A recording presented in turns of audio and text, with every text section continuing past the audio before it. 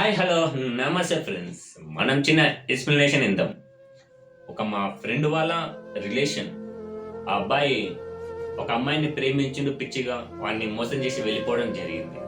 అయినా ఒక 1 year వరకు అబ్నార్మల్గా అసలుకి ఏ పని చేయకుండా, అసలుకి ఏం చేత కాకుండా ఉన్నాడు. నెక్స్ట్ అసలు ఎవరు ఏ పని చెప్పినా చేసేవాడు కాదు. వాళ్ళ అమ్మ నాన్న మాట వినేవాడు కాదు. పిచ్చిగా వానికి ఇష్టం వచ్చినట్లు జల్సాలు ఎంజాయ్ చేసిండు. తర్వాతకి మెల్లగా ఏం మైండ్ పనిచేయడం లేదు. మెల్లగా రోడ్ మీద పడేసి మెల్లగా రోడ్ మీద నుంచి నడుచుకుంటూ వెళ్తూనే ఉన్నాడు. ఎక్కడ వెళ్తుండో వానికి తెలుస్తలేదు. మెల్లగా మూవ్ ఆన్ అవుతాడేమో. వాళ్ళ మమ్మీ డాడీ ఏమనుకున్నారంటే వీడు రోడ్ మీద తిరుగుతుండే కదా, మూవ్ ఆన్ అయిపోయింది వీడిగా, వీని లైఫ్ స్టార్ట్ అవుతుందేమో అని అనుకున్నారు. కానీ అప్పుడే ప్రాబ్లం వచ్చింది. ఇంకా రోడ్డు మీదనే ఉండిపోయేవాడు. రోజులు నెలలు అటు కనిపించకుండా వెళ్ళిపోయేవాడు. వాని కోసం ఏవో హాస్పిటల్కి వెళ్ళడం కానీ జరిగేది. అలాగే మంత్రగంతానికి ఇవన్నీ ఎన్నో చెప్పించారు. ఎన్నో తాంత్రిక విద్యలు సంథింగ్ ఎన్నో ఏమేమో చెప్పించారు. అయినా అలానే ఉండిపోయాడు. లాస్ట్కి వాని వాళ్ళ అమ్మ నాయన కూడా వదిలేసారు.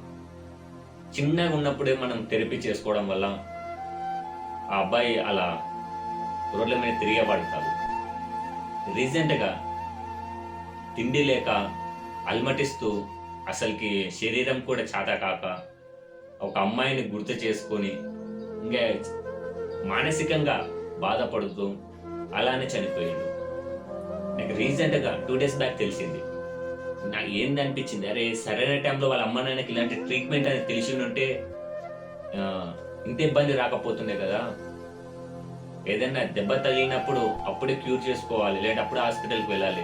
అది గాయమయ్యి పుండయి పెద్దగా అయిన తర్వాతకి చచ్చిపోయేంత వరకు వచ్చిన వరకు చూసుకోవద్దు. మనం చిన్న ఉన్నప్పుడే చూసుకుంటే తొందర రికవర్ చేయొచ్చు.